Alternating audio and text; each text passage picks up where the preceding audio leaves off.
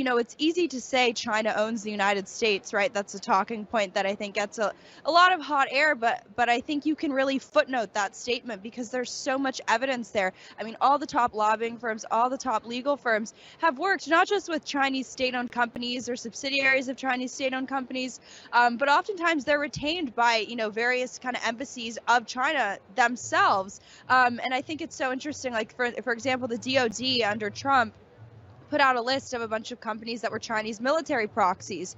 And of them, it was about 20 companies. I mean, over 5 of them had American lobbyists and American law firms working for them. And there's no better example of how I think America has kind of enabled the rise of the Chinese Communist Party than the fact that our brilliant legal minds are working to help boost China's military, right? Xi Jinping's personal kind of attack forces.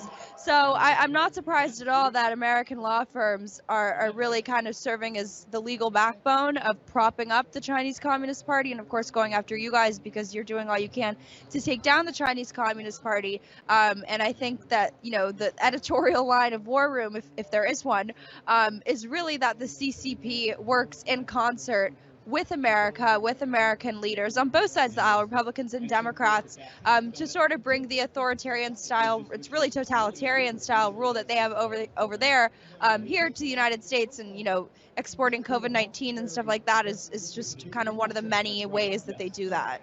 Sure. Well, thank you for the response. I'll ask one sort of complicated question. Do you think it is likely that the majority of Americans, or that more Americans than currently understand the nature of the CCP and the threat it poses to the country and why it needs to be taken down as soon as possible, actually catch on to that message? And what beyond sort of new federal state of China supporters attending conferences like America Fest can be done in order to actually achieve that level of understanding across the country? Well, last summer, there was a Pew poll that came out, and it said that 89% of people viewed China, but more precisely the Chinese Communist Party, as a threat to the United States. So, I mean, to me, numbers like that are very inspiring, right? I don't think you see crosstabs like that on really any other issue.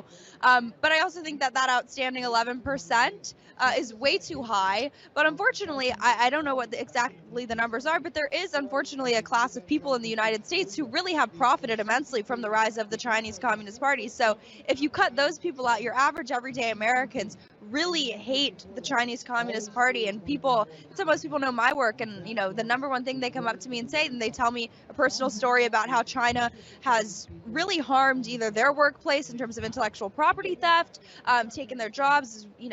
We've shipped all our jobs overseas to China. So I think people really understand. I don't think they need, the higher ups explaining to them what's going on. People understand firsthand what the Chinese Communist Party is doing to them here. And there's no better example of that than COVID-19.